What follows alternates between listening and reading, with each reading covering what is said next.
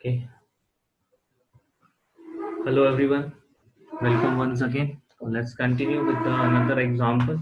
Last example हमने देखा था कि हम जो हमारा डिफॉल्ट आर्ग्यूमेंट्स हैं उनको कैसे यूज कर सकते हैं। तो डिफॉल्ट आर्ग्यूमेंट्स के बाद हम नेक्स्ट एग्जांपल बात करते हैं कंस्ट्रक्टर ओवरलोडिंग की।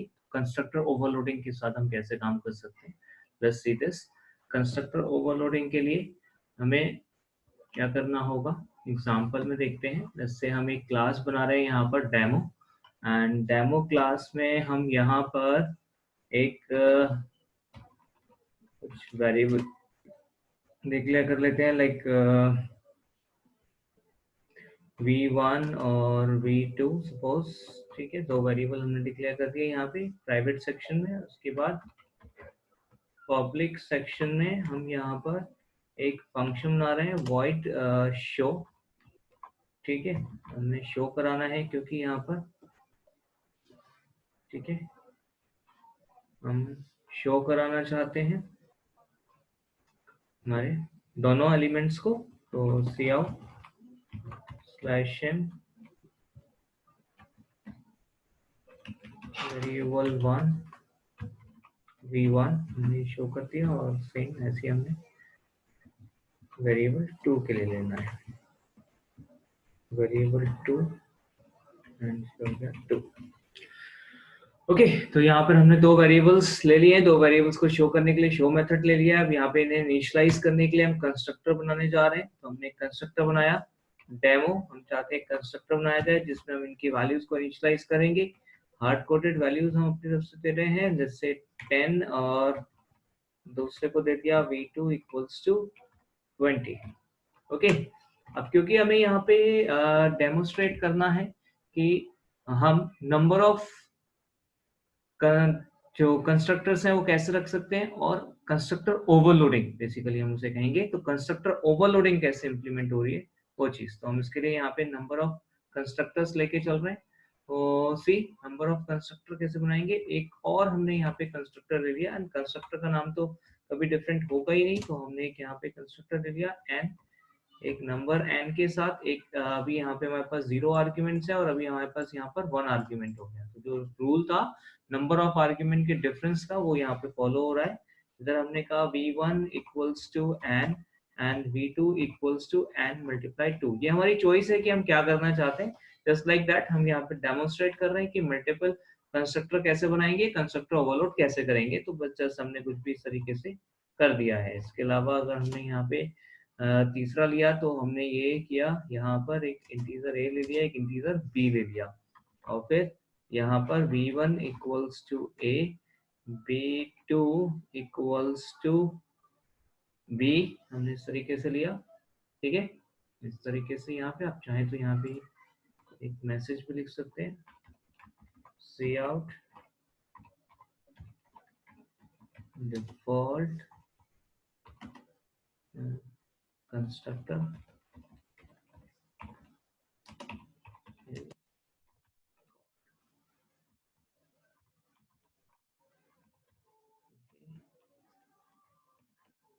यहाँ पर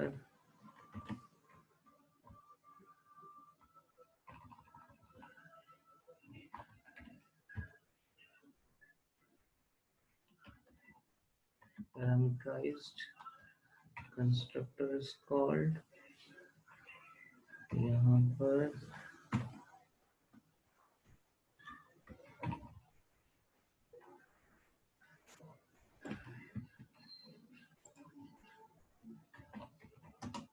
टू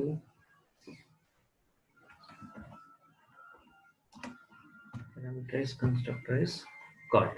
ठीक है, तो एक हमारा डिफॉल्ट आर्ग्यूमेंट नो आर्ग्यूमेंट यानी कि डिफॉल्ट कंस्ट्रक्टर है। ठीक है, एक हमारा 1 पैरामीटर कंस्ट्रक्टर है, तो पैरामीटराइज्ड कंस्ट्रक्टर कॉल्ड मैसेज लिख दिया। दूसरा हमारा यहाँ पर तीसरा जो है वो 2 पैरामीटराइज्ड कंस्ट्रक्टर है, तो 2 पैरामीटराइज्ड कंस्ट्रक्टर कॉल्ड ऐसा मैसेज लिख दिया। ठीक है, यहाँ पर हम मेन में क्या कर रहे हैं, बहुत ही आसान सा काम, डेमो d1 हमने बनाया सिंपली, और d1 dot show.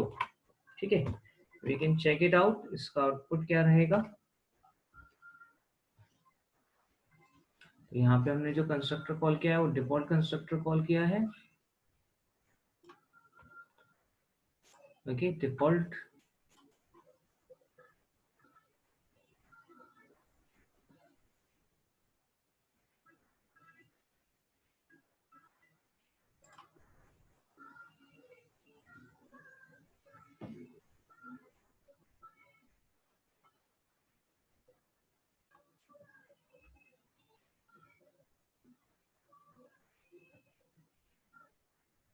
C this is the output of the program. ठीक है, जैसे कि यहाँ पर आप देख सकते हैं। ठीक, हमने डिफॉल्ट कंस्ट्रक्टर कॉल किया है। डिफॉल्ट कंस्ट्रक्टर डे वन हमने केवल दिया है, कोई आर्ग्यूमेंट पास नहीं किया। डिफॉल्ट कंस्ट्रक्टर को ये कॉल करेगा। डिफॉल्ट कंस्ट्रक्टर में यहाँ से हमें मैसेज आ जाएगा डिफॉल्ट कंस्ट्रक्टर इज कॉल्ड, तो ये मैसेज आ गया है यहाँ पर डिफॉल्ट कंस्ट्रक्टर इज कॉल्ड। और उसके बाद जब हमने शो कराया तो वेरिएबल 1 और वेरिएबल 2 की वैल्यू v1 v2 यानी कि 10 एंड 20 जो कि यहाँ पे हार्ड कोडेड सेट की गई थी वो यहाँ पे डिस्प्ले हो गई। सेम वे अगर आप यहाँ पर डेमो d2 बनाते हैं विद सम वैल्यूज से, आपने यहाँ 100 पास कर दिया। ओके, अभी d2 डॉट शो करा लीजिए। ऑलराइट, इसी तरीके से डेमो d3 आपने यहाँ 1000 पास कर दिया। d3 dot show. ऑलराइट, अभी रन कराते हैं।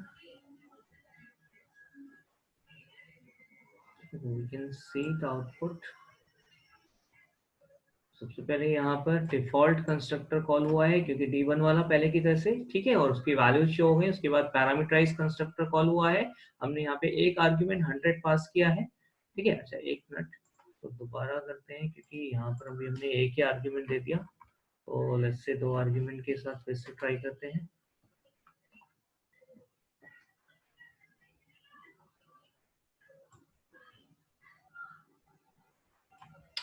सी देखिए यहाँ पर हमने d1 जो मिला है, d1 10 एंड 20 के साथ, d2 100 हमने पास किया था, तो ये यहाँ पर देखिए 100 एंड में पहुंचा, v1 100 सेट हो गया और 100 मल्टीप्लाई 2 यानी कि 200 v2 सेट हो गया। ऑलराइट, तो यहाँ पे मैसेज भी आ गया पैरामीटराइज कंस्ट्रक्टर कॉल, और जब हमने शो किया तो 100 एंड 200। उसके बाद d3 d3 को बनाया, d3 में हमने 1000 एंड 2000 दो आर्ग्यूमेंट पास किए, तो ये 2 आर्ग्यूमेंटेड कंस्ट्रक्टर या 2 पैरामीटराइज कंस्ट्रक्टर कॉल हुआ है। इसमें a करस्पॉन्डिंग v1 में चला गया और b करस्पॉन्डिंग v2 में चला गया है। ओके, अब यहाँ पर आप चेक कर सकते हैं आउटपुट, ये वेरिएबल 1 की वैल्यू 1000 और वेरिएबल 2 की वैल्यू 2000। तो ये था सिंपली आपका डेमोन्स्ट्रेशन कैसे हम पैरामीटराइज कंस्ट्रक्टर के साथ और डिफॉल्ट कंस्ट्रक्टर के साथ और दोनों के साथ हम कंस्ट्रक्टर्स को ओवरलोड कर सकते हैं या किसी क्लास में मल्टीपल कंस्ट्रक्टर को रख सकते हैं। एक बार पूरा प्रोग्राम फिर से रिव्यू कीजिए।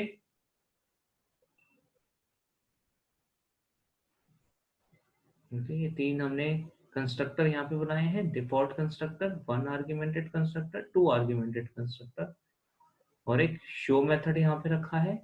एंड देन सिंपली हमने 3 ऑब्जेक्ट बनाए हैं मेन के अंदर, एक डिफॉल्ट कंस्ट्रक्टर को कॉल कर रहा है, एक 1 आर्ग्यूमेंटेड कंस्ट्रक्टर को, एक 2 आर्ग्यूमेंटेड कंस्ट्रक्टर को, और फिर तीनों के शो मेथड्स कॉल कर रहे हैं।